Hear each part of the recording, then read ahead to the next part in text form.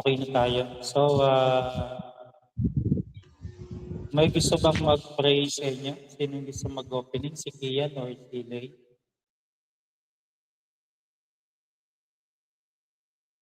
Ako na lang po, boss. Sige. Pray Sige tayo. po, let's pray. Yes, Lord, Lord. Lord, maraming salamat sa gawain na to, Lord. Sa online devotion to, Okay, Lord. start na. Ay,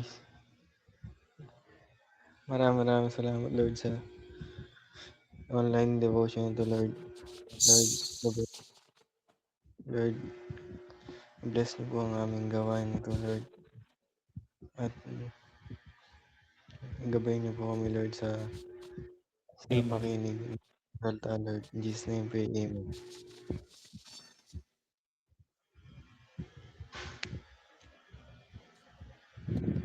Amen.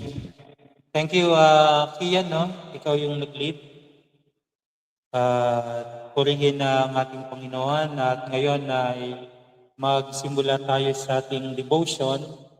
Ang ating pag-aaralan ay may title na Success Starts with God.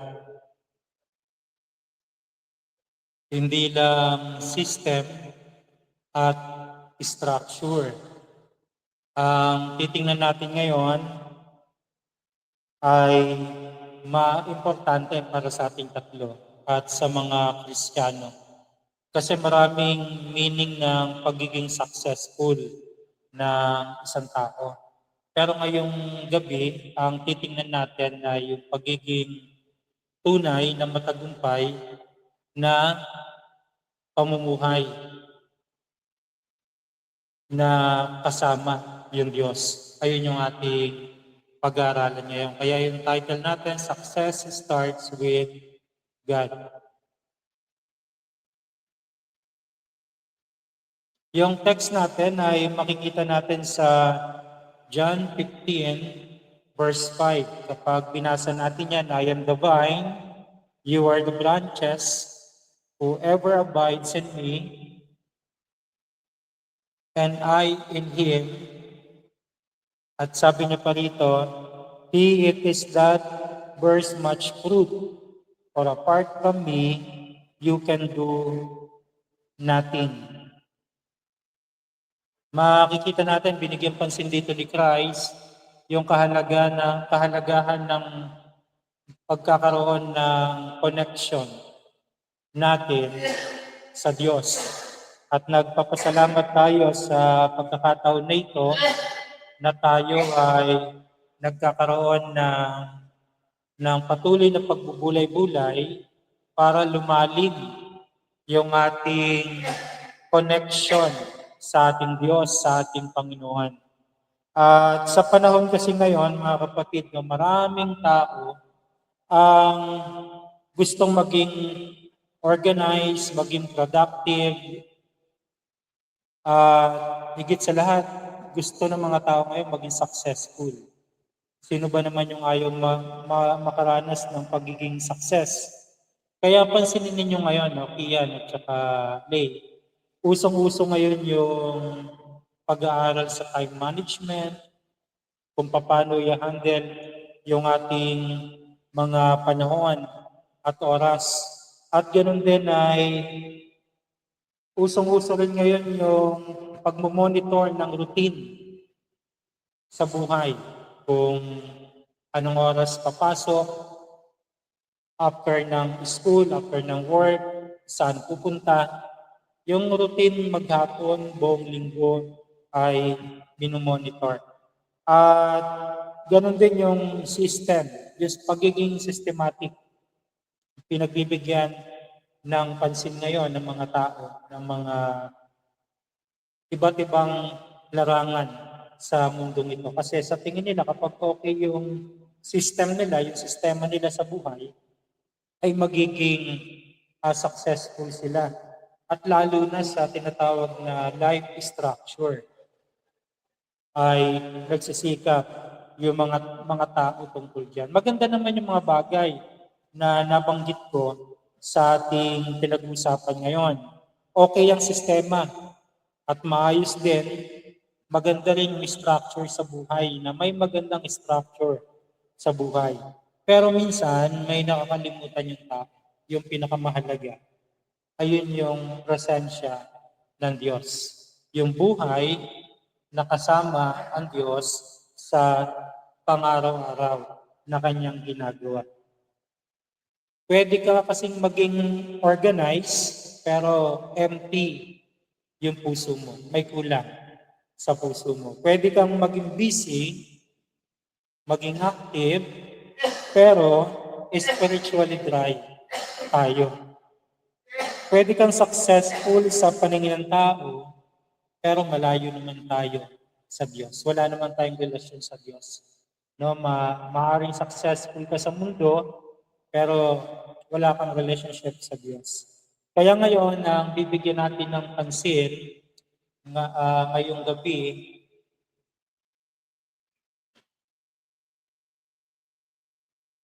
ay yung the three pillars of true success. Ayan yung ating titingnan. Ano yung mga yan? Yung three pillars of true success? Number one, good system. Number two, good structure. Number three, presence of God. So yan yung pagbubulayan natin.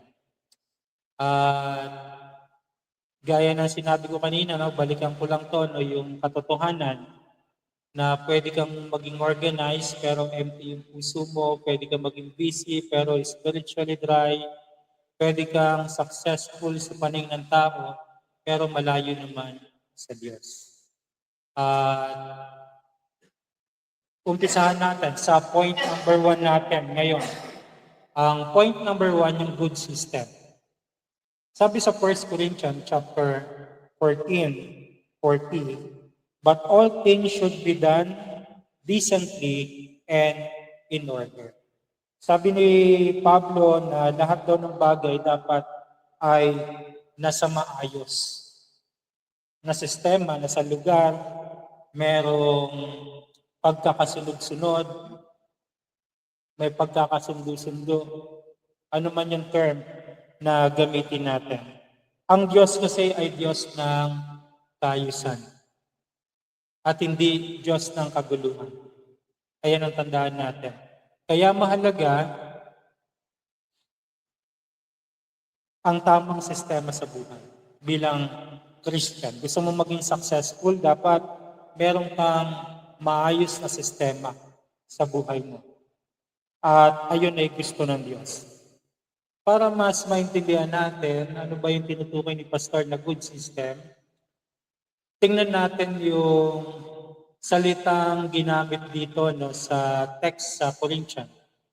Dito sa 1 Corinthians chapter 14:40, but sabi rito, but all things should be done decently and in order. Ano yung ginamit sa original text niyan? Ano ang ibig sabihin? Ang salitang order sa Greek na ginamit dyan ay may idea ng tamang arrangement, discipline, at organized flow. Yung maganda yung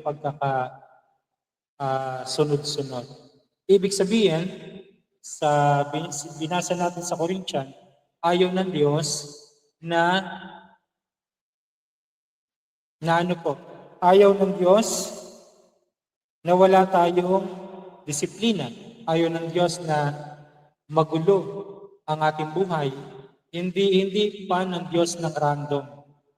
Tayo, di ba, mahilig ang tao sa ganun yung mga walang balak, hindi nakaplano, pero mas may gagawin ngayon, mas ibibitawan muna, tapos sisimulan yung isang gustong gawin.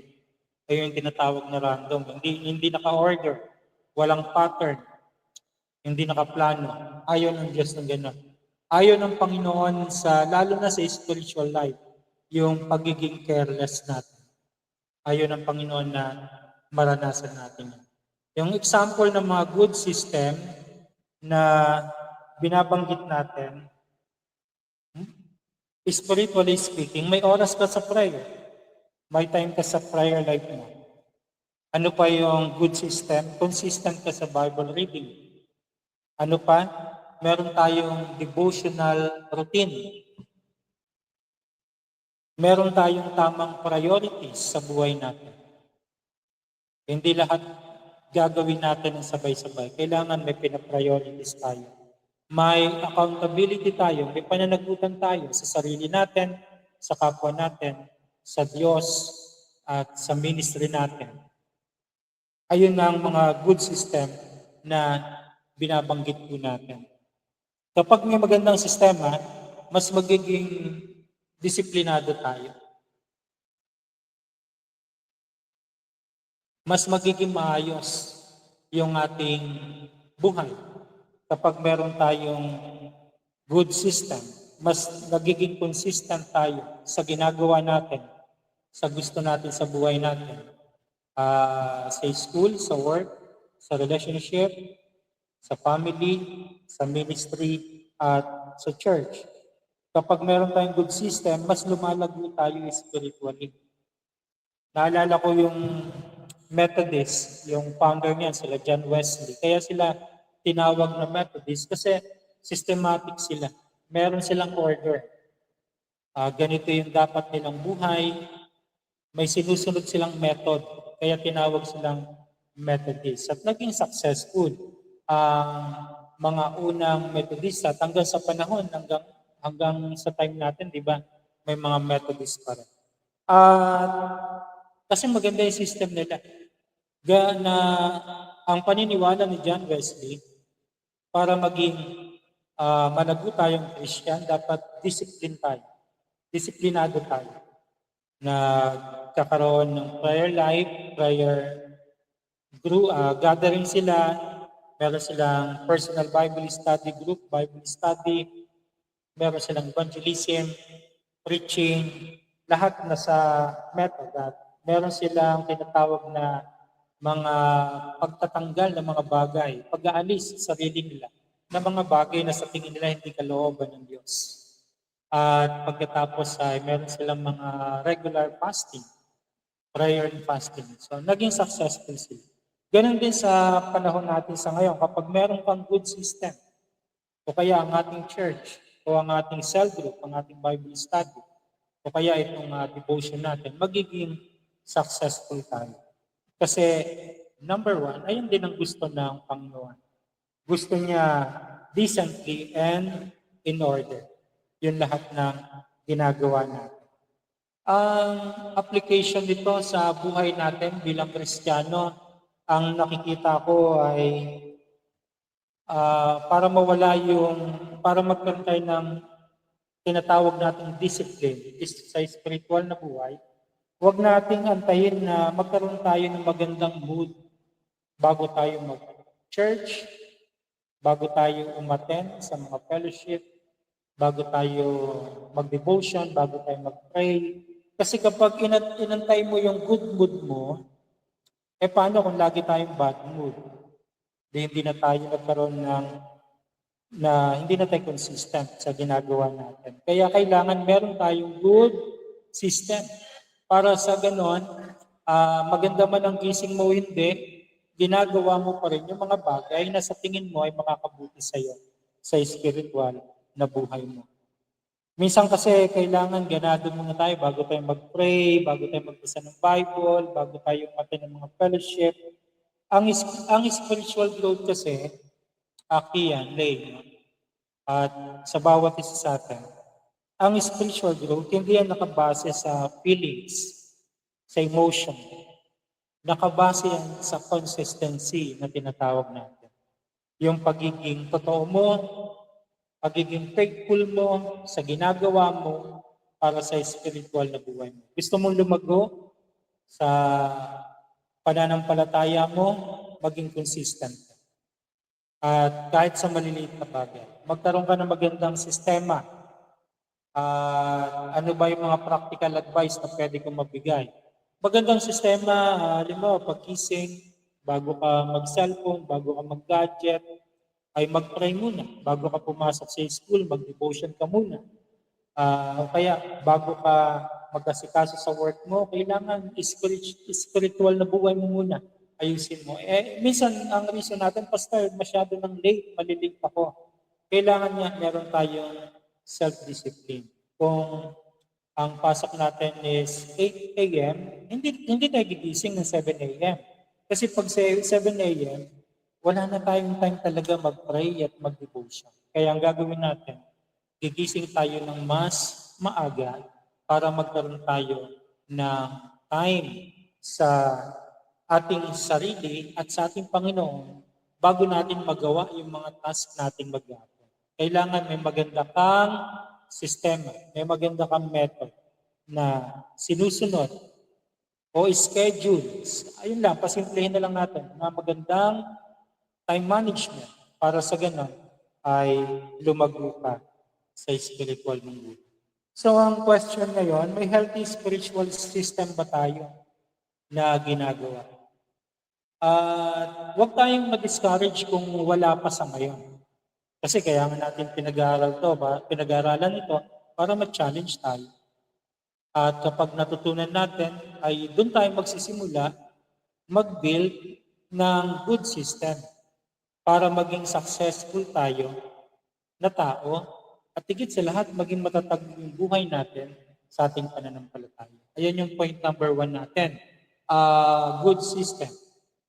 At yung point number 2 natin para mas maging matagumpay tayo sa ating Christian life at sa buhay natin sa mundong ito, kailangan meron kang good structure. Ang sabi po dyan sa 127 verse 1 ng awit o ng Psalm, unless the Lord builds the house, the builders labor in vain. No, kapag hindi daw ang nagtayo ng bahay, baliwala yung paghihirap ng mga nagtayo ng bahay na ito. Ang pinapakita diyan, kailangan ng buhay natin ay laging nakasandik sa matibay na pundasyon. Walang iba kundi ang ating Panginoon.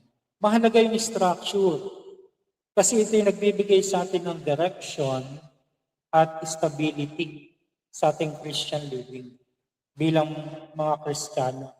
Ibig sabihin ng structure, ayan yung madalas kong banggitin, yung intentional planning. At maingat na yung careful establishing na tinatawag po natin. Ibig sabihin, hindi aksidente yung paglago natin. Hindi natulog ka ngayon at bukas malago ka ng Christian. Kailangan itong itayo, i-build ng maayos yung ating spiritual life.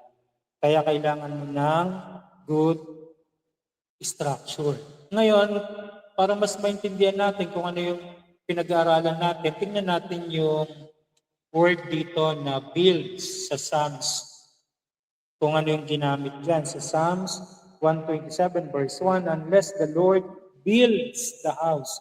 Yung salitang build dyan sa Hebreo na ginamit ay nagpapakita ito ng intentional planning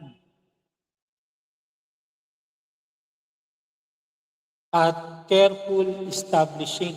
Ibig sabihin, pinag-aaralan mo yung buong araw mo, bukas, buong linggo mo, at pinag-aaralan mo yung gagawin mo sa spiritual life mo, pinaplano mo yung mga schedule mo sa school, ayun yung good structure na binabanggit natin. Para sa bahay, pag gagawa ka ng bahay, dapat pinaplano mo.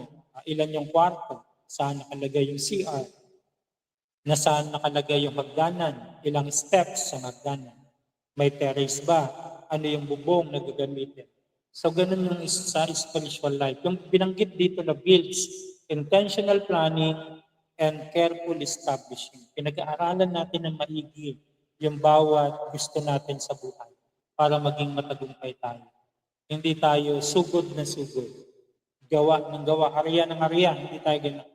Ang tinuturo sa atin ng salita ng Panginoon, magplano at maging maingat sa lahat ng mga desisyon natin sa buhay. Sa madaling salita, hindi aksidente yung paglago bilang Kristiyano. Kailangan natin itong ayusin at itayo ng maayos. Nagigets nyo, Lay at Ian, itong pinag-aralan natin.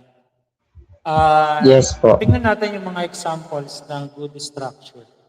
Ang tamang schedule at priority, yung pagmamanage nyo. Ayan, good structure yan. Healthy boundaries. Pag sinabing healthy boundaries sa ministry, family, at dapat may rest ka rin. Hindi lahat ng buhay mo nasa simbahan ka, nasa ministry ka. Hindi lahat nasa pamilya ka.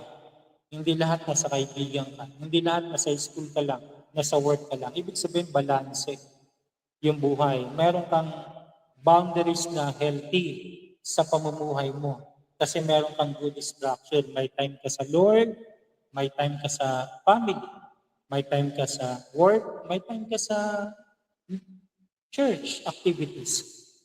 Wala tayong napapabayaan kapag ganun ang ating buhay. At sa pamumuno, dapat organized leadership sa pamumuno. Organize ka mag-lead kung saan ka manilagay ng Panginoon. Kapag may structure, tandaan mo ito. Kapag may structure, hindi ka madaling ma-burnout.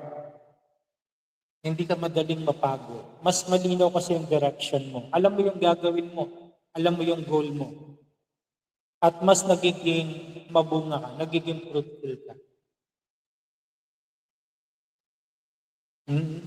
Di ba ang ganda, no? Kapag may good structure pala tayo, yung over-fatigue na tinatawag hindi natin mararanasan. Maaring pagod tayo, pero hindi yung darating sa punto na gusto mo nang mag-quit, gusto mo na umayaw. Pagod ka lang at napapahinga yung pagod. Pero kapag yung burnout na, ibang usapan na yun. Siguro kasi na overwhelmed ka ng mga activities, na puno yung schedule mo, kaya na-stress ka. Kailangan, para may iwasan yon, may tamang schedule ka, may pinapriority ka sa ministry o sa buhay mo. Kailangan may boundaries lahat. Itong araw na to para sa relationship.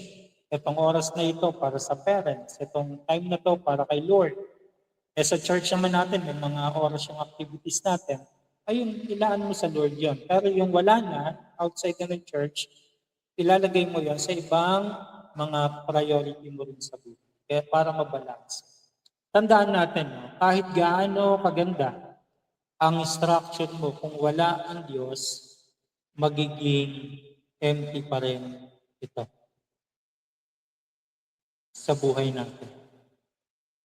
Kaya dapat ayusin natin yung schedule natin para sigurado na magiging matagumpay tayo sa buhay natin. Dapat merong lugar ang Diyos sa bawat ginagawa natin. Tanungin natin yung Lord, sarili natin, kasama ba si God sa structure ng buhay ko? Sa ibang salita, sa plano, sa mga decision making ko, sa mga gusto ko sa buhay, kasama ba si Lord? Kapag wala si Lord yan, maaaring maging successful ka sa larangan sa mundong ito. Pero may emptiness ka. Bakit? Hindi kumpleto yung pagiging successful mo. Dapat kasama ang Diyos sa buhay mo. So, mabilis lang tayo, no? Point number 3 na tayo. The presence of God. Ito yung isa sa pinaka-importante sa structure natin or sa pinag-aaralan natin sa pillars of success. Yung the presence of God. Basahin natin yung sa Exodus 33 verse 14. Sabi nito, my presence will go with you and I will give you rest. Di ba, pagkasama mo ang Diyos, sabi niya rito, Ang presensya ko ay sasama sa inyo, ay isa sa inyo, at kayo ay bibigyan ko ng kapahinga. Ito ang pinaka mahalagang bahagi ng buhay natin. Hindi sapat yung good system, hindi kompleto yung good structure, kailangan natin higit sa lahat ang presensya ng Diyos. Tingnan natin yung salitang presence na ginamit diyan sa Exodus 33:14. Sabi diyan, my presence will go with you. Ano ba yung ginamit sa Hebrew diyan? Ang salitang presence dito ay tumutukoy sa personal companionship at closeness of God. Grabe, no? A personal companionship and closeness of God. Ayan yung binabanggit dyan na presence. My presence will go with you. Parang sinasabi, yung aking pagsama ay lagi mong mararanasan. Sabi nga sa Hebreo, di ba? Sa Hebrews, hindi kita iiwan, hindi kita pababayaan. Kahit kailan ang Diyos ay hindi tayo iniiwanan. Hindi lang blessing ang kailangan natin, mga kapatid. Hindi lang na ang kailangan natin matupad yung pangarap natin. Maabot natin yung goal natin. Ang kailangan natin ay yung Diyos mismo sa buhay natin. Di ba mas maganda dahil meron kang good system, may good structure ka, o na meet mo lahat ng goal mo sa buhay, naging successful ka sa mundong ito, plus yung companionship at yung closeness ng Diyos ay nasa iyo. Di ba mas okay yan? Ayun yung tunay na matagumpay na buhay.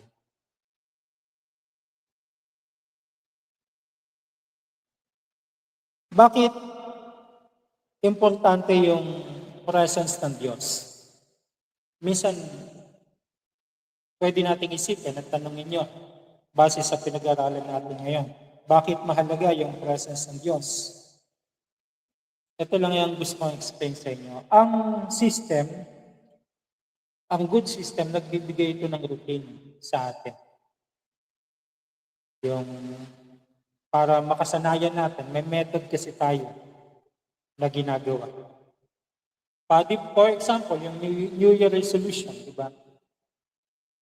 Bago pumasok yung bagong taon, sinasabi natin na magda-diet ako, kung ano man yung goal mo, nililista mo. Ayun yung good system. Meron kang routine. Ang structure, maganda rin kasi ito yung direction mo sa buhay. Pero ang presensya ng Diyos, bakit ito importante? Ito yung nagbibigay ng buhay, ng peace, ng wisdom, ng power, ng anointing. Kaya importante yung presence ng Diyos. Sa Bible, maraming nagtagumpay dahil sinamahan sila ng Diyos. Kapag pinag-aralan mo sa Old Testament, yung mga digmaan na pinagdaanan ng bansang Israel sa mga bansang kumakalaban sa kanila noong time ng Old Testament, kapag kasama nila yung Diyos, nagtatagumpay sila. Pero kapag hindi nila kasama ang Diyos, natatalo sila. Kahit gano'n pa sila kagaling. Ganon din sa buhay natin. Kahit gano'n tayo kahusay, kahit gano'n tayo ka-talented, kahit gano'n tayo ka-gifted, pag wala yung anointing, wala yung presence, wala yung companionship ng Diyos, hindi tayo magiging matagumpay. Kailangan natin yung presensya ng Diyos sa buhay natin. Kailangan connected tayo sa Diyos. Amen? Sabi ni Jesus sa John chapter 15 verse 5, apart from me, you can do nothing. Kapag hiwalay tayo sa Kanya, wala tayong magagawa. Di ba in example dyan na siya yung puno at tayo yung mga sanga. Tunay nga naman na kapag hiniwalay natin yung sanga, hindi tayo mamumunga kapag hiwalay tayo sa puno. Hindi sinabi dyan ni Jesus, kapag ikaw ay walang magandang system, wala kang magandang plano, wala kang hard work, ang sabi niya dyan, kapag ikaw ay wala sa akin, wala kang magagawa. Ano yung application na pwede nating magamit dito? Seek Him before social media. SOCMED, yung madalas nating maging example. Pray before pressure. Di ba? Minsan nagpupray lang tayo kapag andyan na yung problema, andyan na yung pagsubok, andyan na yung mga mahirap na bagay. Pero nung wala pa, hindi tayo nagpupray. Kailangan, bago pa yung pressure, nagpupray na tayo. Worship before worry. Di ba? Kailangan isabuhay natin yung mga ito. Bakit? Kapag kasama mo ang Diyos, naalala ko tuloy sa worship before worry, nung sila at sila Pablo ay kinulong. Dinagupit, kinulong. Pagdating nila sa kulungan, hindi sila umiyak eh. Hindi sila nagreklamo, Lord, bakit kami nakakulong? Nagpe-preach kami ng gospel. Anong ginawa nila? Umawit sila ng mga himno at papuring awit sa Panginoon. At sila nag-pray at nayanig yung paligid. Naging victorious sila. At doon naligtas yung isang centurion. At ang sabi nga, dyan naging popular yung verse na manampalataya ka sa Panginoon at ikaw ay maliligtas sa iyong sambahayan. Kasi sila Pablo kasama yung presence ng Diyos. Ayun yung time na yun. At kapag kasama natin ng Diyos, may peace tayo kahit may pressure, may strength tayo kahit pagod tayo, at may direction tayo kahit magulo ang ating paligid. So sa conclusion na po tayo, ating pagtatapos ay good system, create consistency. Nagiging consistent tayo kasi may routine tayo. May good habit tayo na na-form sa buhay natin. Wait lang. Maya. Meron tayong good routine. Meron tayong good system. Kaya naging consistent tayo sa faith natin. Good structure, create stability. Kaya nagiging matagumpay yung mga Kristiyano. Kaya nagiging matibay sila. Kasi meron silang good structure, may direction sila, may goal sila. Halimbawa, pag nag-Bible study tayo, nag-cell group tayo sa isang lugar, ano yung magandang structure dyan? Bible study ba na lang yan habang buhay? O magsisimula yung isang church yan? Ayun lagi dapat yung goal. Mag-start tayo ng small group, at yung small group na yan, merong ilang buwan na pagtitipon at after ng ilang months, isang taon, ay magiging simbahan yung small group na to. Ayun yung good structure sa ministry. Merong magandang plano. Kasi kapag wala tayong structure, hindi tayo magiging maayos, hindi tayo magiging established, hindi tayo magiging matatag. Kailangan lahat ng ginagawa natin, lalo na para sa Panginoon, meron tayong goal. Parang sa school, sa pag-aaral ninyo. Pag wala kang structure, 10 taon na sa college ka pa. Pero kung may good structure ka, meron kang magandang plan, may vision ka, may goal ka. Tatapusin ko tong course ko na ito na 4 years. At after nito, magre-review ako. Pagkatapos ng review, pag pumasa ako, mag-a-apply ako sa work. At habang mag-aantay ako ng application ko sa work bago ma-hire, magpapatuloy pa rin ako sa Panginoon. At kapag ako'y natanggap na sa trabaho, hindi pa rin ako magpapabaya sa aking ministry. Ayun yung good structure. Kaya nag-create yun ng stability. Hindi ka nawawala sa ministry. Hindi ka nawawala sa ginagawa mo sa Diyos. Kasi meron kang maayos na plano. Si Kian, dati hindi nakakadalo ng Sunday yan. No? Pero ngayon may good structure siya. na hindi laging nasa biking siya pag Sunday, nagbabike siya pag Linggo. Ngayon nakikita natin siya, no? Nag-skip minsan sa activities nila, nag-attend ng church. So kailangan may structure tayo, may gusto tayong gawin sa buhay po natin. At sa bandang huli, ito sa conclusion natin, but God's presence create through success. Tandaan natin, ang Diyos mismo ang magbibigay ng katagumpayan. Sabi niya naalala ko bigla yun, na sa atin ang pagbabalak, na sa Diyos ang katagumpayan ng mga ito. Doon pinapakita sa verse na yun, na sa atin yung good system, na sa atin ang good structure, pero nasa yung katagumpayan? Nasa Diyos. Ano ang sabi ni Zechariah sa Old Testament? Not by might, nor by my power, but by my spirit, saith the Lord. Pwedeng nasa atin yung good system, good structure, pero pag wala yung anointing, wala tayong success. Subukan mo yung good structure, good system, plus anointing, plus presence ng Diyos, magiging matagumpay tayo na Kristiyano sa ating kapanahunan. Kaya pag-isipan natin to at tandaan natin, may system at structure ba ako na naglalapit sa akin sa Diyos o lalo akong nilalayo sa Kanya? Pag-isipan natin yan.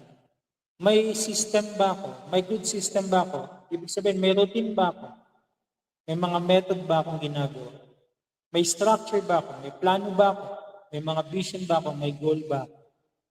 Pero itong mga good structure at good system ko, nilalapit ba ako nito sa Diyos? O nilalayo ako nito sa Diyos? Kailangan ang pangarap natin hanggang maging successful tayo, hanggang makatapos kayo sa pag-aaral, mas napapalapit kayo sa Diyos. Amen? At ang huli, ito yung tatandaan natin, the goal is not just a productive life, but a God-filled life. Dapat yung goal natin ay hindi lang tayo maging mabunga sa lahat ng ginagawa natin. Dapat ang pinaka-goal natin, mapuspos tayo ng presence ng Diyos. Na pangunahan niya tayo sa buhay na. So yan lang ang gusto kong i-share sa inyo. Praise God, purihin ang Panginoon. At ngayon, bago tayo mag-closing prayer, meron ba na gustong mag-share sa inyo ng takeaway? Babasahin ko yung takeaway ni Kian. Sabi ni Kian ay, praise God po, ang takeaways ko po, Pastor, ay dapat nabibigyan natin ng time si Lord kahit na madami tayong activities na ginagawa at lagi nating i-manage yung time natin sa mga activities tsaka kay Lord. Tsaka po lagi nating isama si Lord sa lahat ng gawain natin at sa buhay natin. Dahil po pag wala si Lord sa buhay natin or malayo tayo kay Lord, parang wala lang po yung buhay natin pag wala si Lord. Mag-abide po tayo kay Lord upang maging matagumpay po tayo at lagi po nating unahin si Lord. Amen. Ako rin po may takeaways. Sige, ikaw na, Lay. Si Kian, chinat niya, binasa ko na lang. Ano Hello po, naririnig po ba? Naririnig po?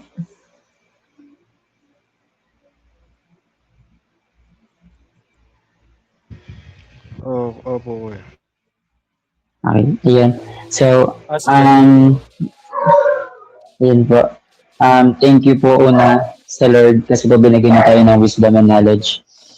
Yung mga takeaways ko po dito sa pag-aralan po natin or yung binigay po na lesson sa atin ni Lord ngayon is yung ano po, dun po sa tatlong pillars of true success po. It reminds me po yung sa Bible verse na Matthew 6:33, but seek the kingdom first po. Unahin po natin si Lord Then, kung ano po yung plano niya para sa atin, um, yun po yung dapat yung masunod. Even Jesus, di ba po, every prayer or every nagsisermon po siya sa mga disciples, even sa mga tao po, lagi niya pong sinasabi na um, will ni Lord or will ng Ama niya dapat yung masunod.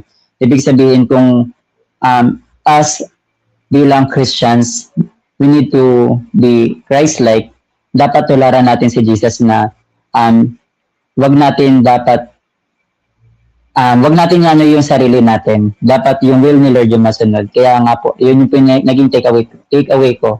Yung Matthew 6:33. Then, i-add ko lang din po yung sa Proverbs chapter 16, verse 3. Sabi po dito, ipagkatiwala mo kay Yahweh ang iyong mga gawain at magtatagumpay ka sa lahat ng iyong mga layunin. Then, ayun po, praise God. God's timing, God's will, God's plan, God's glory, not mine po. Sa Diyos po lahat ng mataas na papuri. Yun lang po.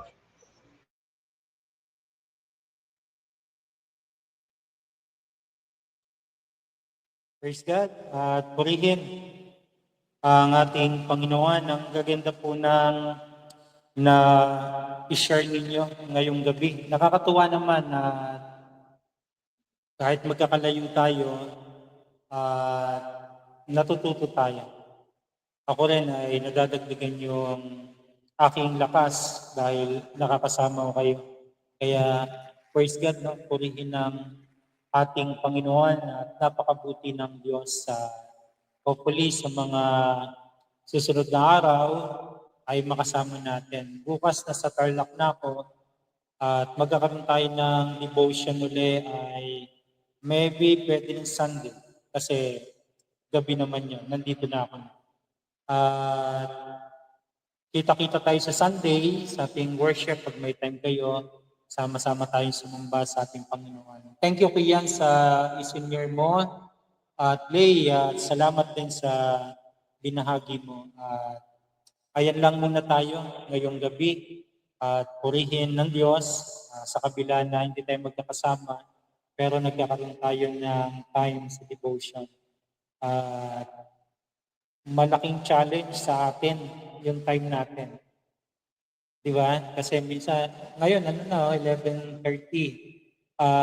Malaking challenge din sa akin yung mag-prepare ng mga lesson natin.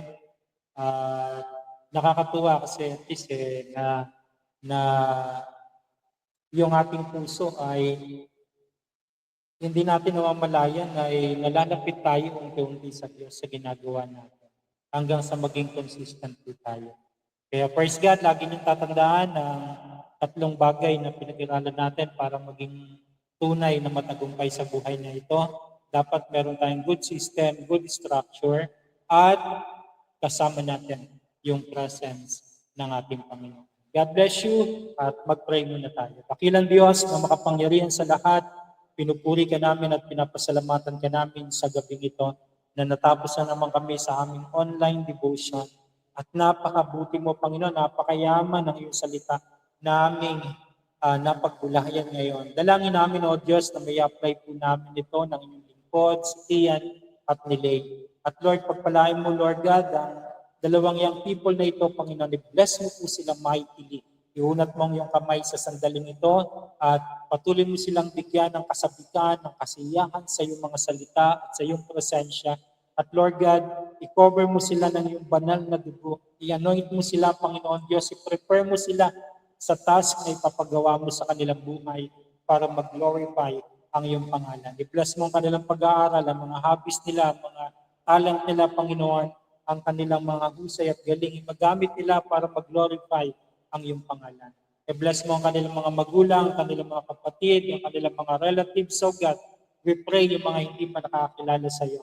Sapagkat ang sabi mo, manampalataya kami sa iyo at kami maliligtas. Tapat ka sa iyong pangako. Kaya magpadala ka ng mga lingkod mo, ng mga anak mo, sa aming mga mahal sa buhay upang ibahagi ang iyong gospel.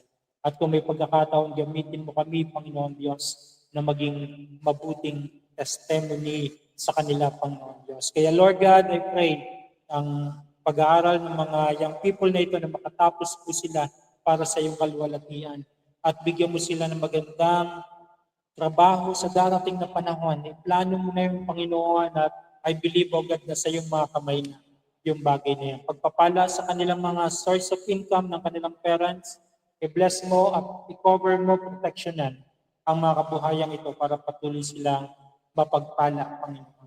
Iwas mo sila sakit at karamdaman.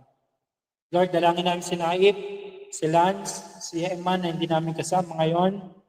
Nawa, Panginoon, ay magkasama-sama uli kami next time sa aming online devotion at pagpalain mo rin sila ngayon.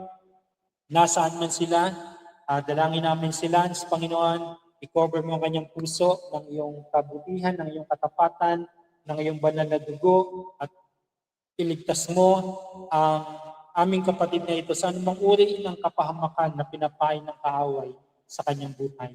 Lord God, maging matagumpay siya sa kanyang trabaho, in Jesus' mighty name, sa kanyang spiritual life, patuloy ka magpakahayag sa kanya, magpakilala ka sa kanya sa pamagitan ng mga salita mo na binabasa niya.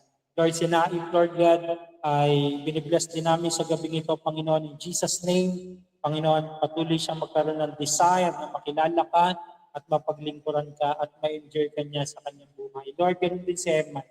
Patuloy mo, Panginoon Diyos, na gamitin ito sa music ministry. I pray, Lord God, yung kanyang puso ay bantayan mo, Panginoon Diyos, ang kanyang buong buhay ay ingatan mo, Panginoon, sapagkat ang aming kapatid na Emma ay naglilingkod sa iyo. At salamat sa patuloy na ginagawa mo sa kanya, na uhaw sa kanyang puso, na hanapin ka, Panginoon. Ano man ang gagawin niya para sa iyong kingdom, ay dalangin namin na magkaroon ito ng impact, Panginoon, sa kanyang pinaglilingkuran. Dahil ikaw ay kasama niya. Hallelujah. Lord God, ang lahat ng ito ay aming dalangin sa pangalan ni Jesus. Amen and amen. Praise God. Thank you, Kian at Lay. Thank you po. Sa chat group natin, mag-message na lang tayo dito. God bless you. Dito natin tatapusin ang ating online devotion. Ang lahat ng papuri ay sa ating Diyos. Thank you po, Pastor. God bless po. Praise God. Good night.